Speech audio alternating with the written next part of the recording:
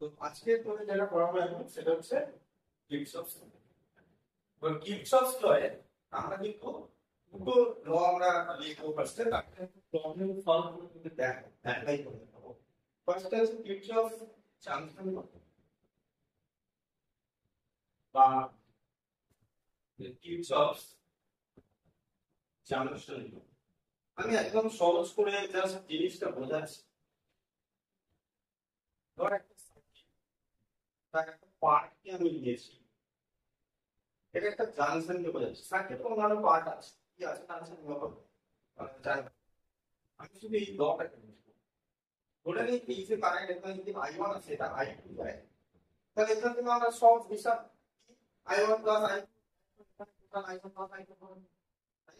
আমরা কি কখনো ভুলেও লিখে দিই কারেন্ট হচ্ছে এইদিকে আছে ঠিক না? কারণ এটা আমাদের কমন সেন্স কি বলছে যে কারেন্ট এখান থেকে যা আসছে টোটাল এখান থেকে বেরিয়ে যাবে। কারণ এই ট্রান্সফারে কখনো কারেন্ট জমা হবে না, ঠিক আছে? জমা হবার না, কারেন্ট তো জমা, কারেন্ট তো মানে চার্জ, জমা হওয়ার কোনো ব্যাপার নেই। তাহলে এখানে টোটাল যে আসছে রেট অফ ফ্লো, এখানে রেট অফ ফ্লো কি হবে? এটাই হচ্ছে কিরচফের ট্রান্সফার, ঠিক আছে? Total current towards the connection, total current towards the junction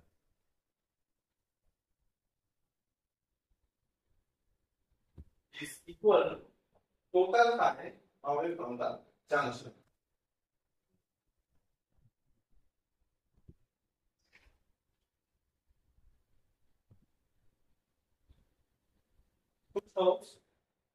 তাহলে এখানে আমি যদি এটাকে I1 প্লাস I2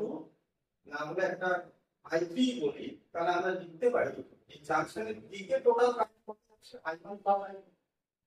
জাংশন থেকে কতটা কারেন্ট বেরিয়ে যাচ্ছে সেটা হচ্ছে আমার I3। তাহলে দুটো ইকুয়াল, তিনটে জায়গায় চারটে ক্লাস দিলাম, একই আমার কনসেপ্ট অ্যাপ্লাই করতে। ধর এখানে I1 আসছে, এখান থেকে দেখা গেল ধর I3 আসছে, I2 থেকে I4, তাহলে এই যে জাংশনের দিকে টোটাল কারেন্ট এই মানে তখন লিখতাম I1 প্লাস I2,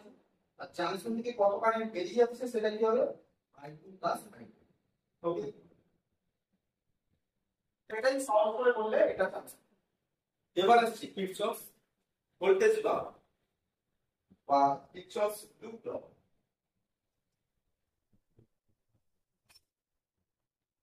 লুপ লটা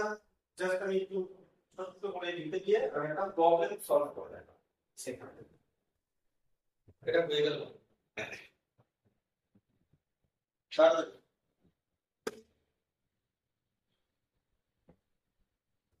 হয়েছে, দেখো মুছে দিই।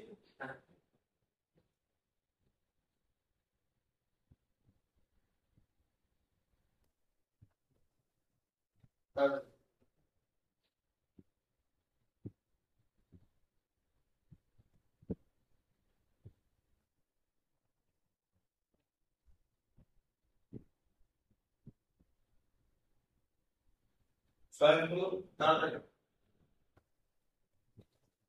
ইনরোলিং করে সেকেন্ড বেস। এবার বি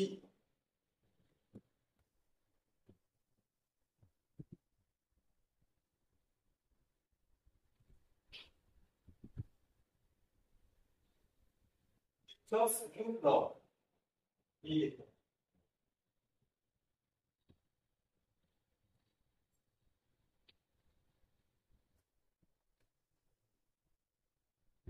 ধর এরকম একটা সার্কিট দেখাচ্ছি,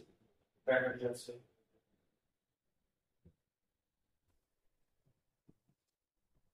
অথবা টাকা সেটল থাকতে পারে, যা কিছু বলছে এই প্রত্যেকটা এই যে ব্যাটারি গুলো কি করবে না কারেন্ট ফ্লো করবে। এই জিনিসগুলো তাহলে কারেন্ট ফ্লো করানো, তাই তো? তাহলে এখানে রেজিস্ট্যান্স একটা ভোল্টেজ ড্রপ হবে, ব্যাটারি দুটো টার্মিনালের মধ্যে একটা পোটেনশিয়াল ডিফারেন্স আছে। তাহলে এই যে যতগুলো কম্পোনেন্ট আছে প্রত্যেকটা দুটো টার্মিনালের মধ্যে একটা পোটেনশিয়াল ডিফারেন্স থাকবে। বলছে অ্যারাউন্ড দ্য লুপ এই যে সবগুলো কম্পোনেন্টের যে পোটেনশিয়াল ডিফারেন্স হচ্ছে সেগুলো অ্যাড করে আমরা শিখব। তাহলে আমরা একবারে কি করব, সামেশন ডেল্টা তাহলে এখন তো ইউ কি হবে এইটাকে আমি এক্সাম্পল দিয়ে বোঝাবো একবার প্রবলেমে যাই প্রবলেম করে সলভ করে বোঝাবো জাস্ট আপনারা দেখ একবার আমি একটা প্রবলেম দেখাবো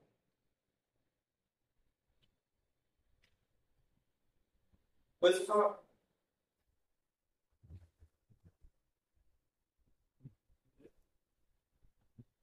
বেশ এবার আমি একটা প্রবলেম সলভ করে প্রবলেমটা দিচ্ছি আগে একটা ডায়াগ্রাম আঁকি সার্কিটের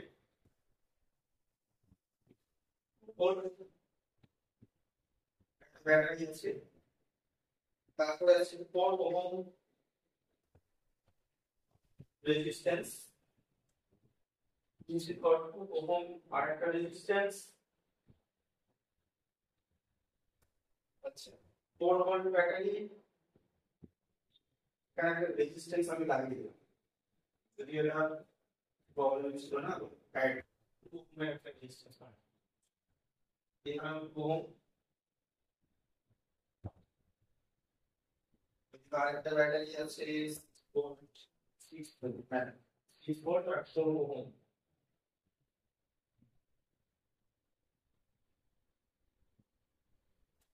এই দিকে একটা ছিল তো এই যে একটা সিঙ্গেল আমরা সার্কিট নিয়েছি যেখানে দুটো আমরা এটা একটা ক্লোজ পাথ আর এই দিকে আরেকটা ক্লোজ পাথ আছে তো এখানে কোথায় কত কারেন্ট ফ্লো করছে কোন রেজিস্ট্যান্সের মধ্যে দিয়ে আমাদের তাই এটা আমরা করব এই কিরচফের দুটো ল কিভাবে বের করব আমরা যে কোনো ডিরেকশনে যে কোনো লুপে আমরা simple either clockwise or anti-clockwise তাহলে আমি প্রথমে ধরে নিচ্ছি এইটাকে আমি নাম দিচ্ছি লুপ 1 লুপ 1 এ আমি ধরে নিলাম ক্লকওয়াইজ ডিরেকশনে i1 কারেন্ট ফ্লো ঠিক আছে i1 তাহলে এই দিক থেকে এই কমপ্লিট i1 এটা আছে i1 কারেন্ট ফ্লো ঠিক আছে এবার ধরো লুপ 2 তে আমি ধরবো যেটা সেটা হচ্ছে i2 কারেন্ট ফ্লো তুই বল তোদের কি ইচ্ছা এই লুপ থেকে কারেন্ট কোন দিকে ধরবো ক্লকওয়াইজ না অ্যান্টি ক্লকওয়াইজ যা লুপ দিতে হবে ক্লকওয়াইজ দিব স্পেস তাহলে এই দিকে ধরে নিলাম i2 কারেন্ট i2 কিন্তু একটা দেখতেই পাচ্ছিস একটা যদি আমি কারেন্টের ডিরেকশন দেখাই সেটা হচ্ছে কমন ব্রাঞ্চ যে কোনো ডিরেকশনে তুমি সঙ্গে কারেন্ট কিছু যাচ্ছে তা আমি ধরে নিলাম কোন দিকে ধরবো তোরা উপর থেকে নিচে না নিচ থেকে উপরে নিচ থেকে উপরে আচ্ছা আমরা এখানে একটু দেখে শুনে অ্যাপ্লাই করবো আমি যদি নিচ থেকে উপরে দিই এখানে জাংশনে যদি এইদিকে i1 কারেন্ট আসছে এখান থেকে আমি একটা কারেন্ট লাগিয়ে দিচ্ছি এইদিকে i2 হচ্ছে তাহলে এটা নাম দিয়ে দিচ্ছি আমি i3 ঠিক আছে আবার নিচের দিকেও দিতে অসুবিধা নেই তো আমরা ক্যালকুলেট করব অ্যাপ্লাই করে আমরা ফাইনাল যে রেজাল্ট পাবো কারেন্ট যদি কোনো ডাইরেকশন পজিটিভ আসে তাহলে কিভাবে আমরা যে কারেন্ট যে ডিরেকশনে অ্যাজিউম করেছি যে ডিরেকশনে হচ্ছে বলে অ্যাকচুয়াল কারেন্ট এদিকেই হচ্ছে আর যদি কোনো ক্যালকুলেশন করার পরে দেখি যে i1 i2 i3 এর মধ্যে কি নেগেটিভ আছে মাইনাস তাহলে অ্যাকচুয়ালি তখন কারেন্ট প্রপোর্শন কোন দিকে আমি অ্যাজিউম করেছি যে ডিরেকশনে তার অপোজিট ডিরেকশন তাহলে এবার কি করছি আমরা এই জাংশনটা বা এই জাংশনে কিরচফের জাংশন পাই তাহলে এই পয়েন্টটা আমি যদি দেখি যে কোনো একটা পয়েন্ট কোন একটা তাহলে এই পয়েন্টটা আমি দেখি তাহলে current total current towards the junction কোনটা এই জাংশনের দিকে কোনটুকু কারেন্ট ফ্লো করছে i1 আর i1 প্লাস i2 এবার এই জাংশন থেকে টোটাল কত কারেন্ট বেরিয়েছে সেটা হচ্ছে i তাহলে এই যে কমন ব্রাঞ্চের কারেন্ট i3 সেটার জন্য কি লিখবো i2 i1 এটা ইকুয়েশন 1 করে লিখে ঠিক আছে লেখা আছে সবাই এবার লুপ 1 এ আমি কিরচফের ভোল্টেজ ল টা এবার অ্যাপ্লাই করে দেব এই পর্যন্ত সবার হয়েছে দেখেন সবাই লিখেছিস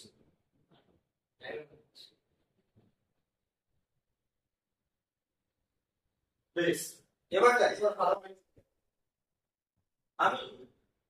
কি করছি ব্যাটারি মাথায় রাখি ব্যাটারি পজিটিভ টার্মিনাল মানে হায়ার পোটেনশিয়াল নেগেটিভ টার্মিনাল মানে লোয়ার পোটেনশিয়াল সিম্পল এইদিকে এইচ এইদিকে এল লিখে দিচ্ছি ঠিক আছে এখানেও এখানে এল আর রেজিস্ট্যান্সের আমরা কি জানি হাই পোটেনশিয়াল থেকে লো পোটেনশিয়ালে রেজিস্ট্যান্সের মধ্যে দিয়ে কারেন্ট হবে তাহলে এই রেজিস্ট্যান্সের দিক থেকে একটু কারেন্ট করে দিচ্ছি মানে আমরা এই দিকটা বলতে পারি হাই এই দিকটা লো তাহলে এখানে এই রেজিস্ট্যান্সের নিচ থেকে উপরে যাচ্ছে মানে নিচেরটা হাই উপরেরটা লো আবার এর এই দিক থেকে এই দিকে কারেন্ট আসছে মানে এই 2 ওহম এর এই দিকে হাই এই দিকে লো তাহলে দুটো আমরা জিনিস মাথায় রাখবো রেজিস্ট্যান্সের হাই থেকে কত কারেন্ট সেই অনুযায়ী হাই ভোল্টেজের আর ব্যাটারি পজিটিভ টার্মিনালে হাই নেগেটিভ টার্মিনালে এখানে কিন্তু কারেন্টের ডিরেকশন নিউট্রাল ব্যাটারির ক্ষেত্রে কারেন্টের ডিরেকশন দেখার দরকার নেই ব্যাটারির ক্ষেত্রে শুধু দেখবি পজিটিভ টার্মিনাল মানে হাই পোটেনশিয়াল নেগেটিভ টার্মিনাল মানে লো পোটেনশিয়াল আর রেজিস্ট্যান্সের ক্ষেত্রে আবার ডিরেকশন দিয়ে বুঝতে হবে আর এটা লো এবার এখানে তাহলে দেখ এখানে তার এই লুপটাতে আমি কি করছি আমি কেভিএল অ্যাপ্লাই করছি তাহলে অ্যাপ্লাইং KVL in loop 1 ঠিক আছে এদিকে দেখ আমি যে কোনো একটা পয়েন্ট থেকে স্টার্ট করব আমি ওখানে কিরচফের ভোল্টেজ ল আমি কি করেছিস যে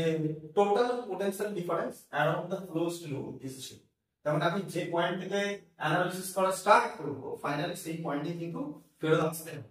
তাহলে আমি এই পয়েন্ট থেকে যদি ভাবি যে কোনো পয়েন্ট ভাবতে পারি স্কোয়ার এটা ভাবতে পারি সেটা বা এখানে যে কোনো জায়গায় তাহলে আমার যদি এখান থেকে যাওয়া স্টার্ট হয় তাহলে এখান থেকে কারেন্টটা আমি যদি ভাবি তাহলে দেখ এদিক থেকে এখানে গেলাম লো থেকে হাই থেকে যাচ্ছি তাহলে ভোল্টেজ কি হবে পোটেনশিয়াল ডিফারেন্স বাড়বে তাহলে এদিক থেকে এদিকে গেলে প্লাস আবার এদিক থেকে এদিকে যাচ্ছে পোটেনশিয়াল ডিফারেন্স তাহলে কি হচ্ছে হাই থেকে লো তে যাচ্ছে রেজিস্ট্যান্স তাহলে হাই পোটেনশিয়াল থেকে লো পোটেনশিয়ালে যাচ্ছে আমি পোটেনশিয়াল ডিফারেন্স পেয়ে তাহলে আমরা যখন মাইনাস দিয়ে দিব রেজিস্ট্যান্স এর পোটেনশিয়াল ডিফারেন্সের ফর্মুলা কি ওহমস ল কি করছে ওহমস অ্যাকচুয়ালি না ভোল্টেজ কারেন্ট আর রেজিস্ট্যান্সের যে রিলেশন ছিল ইকুয়াল টু আই তাহলে এখানে আমার কতটা ড্রপ হবে আবার এখানে এই লুপে আসছে এবার লো থেকে হাই আসছে +4 আবার এই 2 ওহম এর লো থেকে হাই আসছে প্লাস সেখানেও আসছে 2 * I3 আবার এই দিকে আসছে এই রেজিস্ট্যান্সের হাই থেকে লোতে আসছে সেটা পের নিচ্ছে তাহলে -2 * I1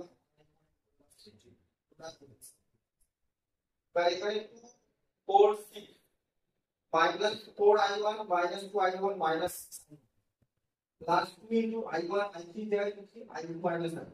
ঠিক আছে তাহলে এবার আমরা সাইড চেঞ্জ করলাম 6 minus -6I1 তাহলে minus 2I1 তাহলে minus 8I1 হবে minus 2 থেকে প্লাস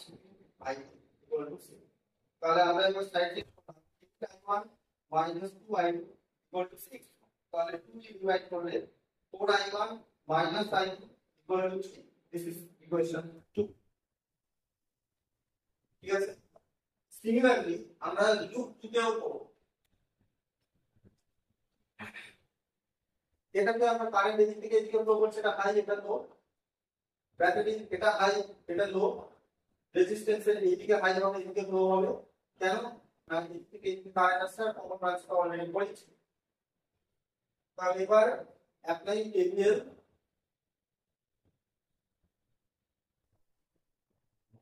in loop 2 তে আমরা এই পয়েন্ট থেকে স্টার্ট করছি আবার এখানে চলে যাব ঠিক আছে তাহলে হাই থেকে লো হচ্ছে -2I2 আবার হাই থেকে লো হচ্ছে -6 আবার হাই থেকে লো হচ্ছে -4I2 আবার হাই থেকে লো হচ্ছে -2I2 আবার ফের ব্যাটারি হাই থেকে লো হয়ে যাচ্ছে -4 এই পয়েন্টে চলে আসছে 0 তাহলে এখানে কত হচ্ছে -2I2 -6I2 -2I3 জায়গায় I2 -I1 আর -6 -4 -10 তাহলে সবাই যদি ডিভাইড করি -2 দিয়ে তাহলে হয়ে যাচ্ছে 3I2 plus I2 -I1 -3 divide করছি মাইনাস তাহলে প্লাস 5 -2 দিয়ে ডিভাইড করছি তাহলে এখানে I2 হয়ে যাচ্ছে 4I2 তাহলে এটা হয়ে গেল -I1 plus 4I2 equal to side change যদি করি প্লাস পাই ইকুয়াল টু 0, তাহলে সাইড চেঞ্জ করলে আমরা পাচ্ছি যে i1 minus i2 this is equation. এবার আমাদের তো এটা খুব সহজ ব্যাপার, যে 2 আর 3 এর আমরা কি করব, যে কোনো একটা মেথডে সলভ সাইমultaneous রিঅ্যাক্টরস। তো এখানে আমরা ইন্টিগ্রেশন মেথডটা করব, করে i1 i2 ফর্মুলা হবে এই পর্যন্ত লেখা আছে। তারপরে ডিফাইন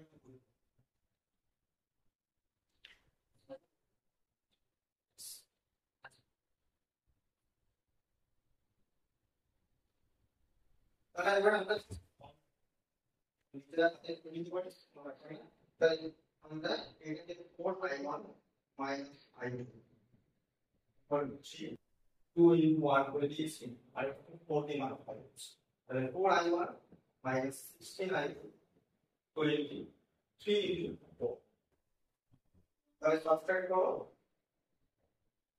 কেটে যাচ্ছে, তাহলে এইটা মান হয়ে যাচ্ছে 15i আর এটা হয়ে যাচ্ছে minus 17, তাহলে i3 বলো minus 17/2, তাহলে তার মানে i2 এর নেগেটিভ আসছে মানে 1.something, তো i2 এর নেগেটিভ আসছে মানে আমরা যে কারেন্ট ফ্লো করছে বলে বলেছি অ্যাকচুয়ালি ফ্লো করছে দুটোতে, আমরা লুপ 1 এ ক্লকওয়াইজ ডিরেকশনে রয়েছে অ্যাকচুয়ালি কারেন্ট ফ্লো করছে,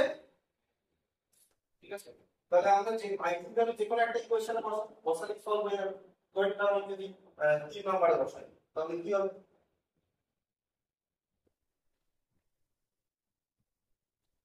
i1 minus 4 into i2 জায়গায় big sin মাথায় কি জায়গায় আছে big sin ইকুয়েশন আছে equal to 5, তাহলে i1 minus 1 আছে প্লাস এইটা i1 equal to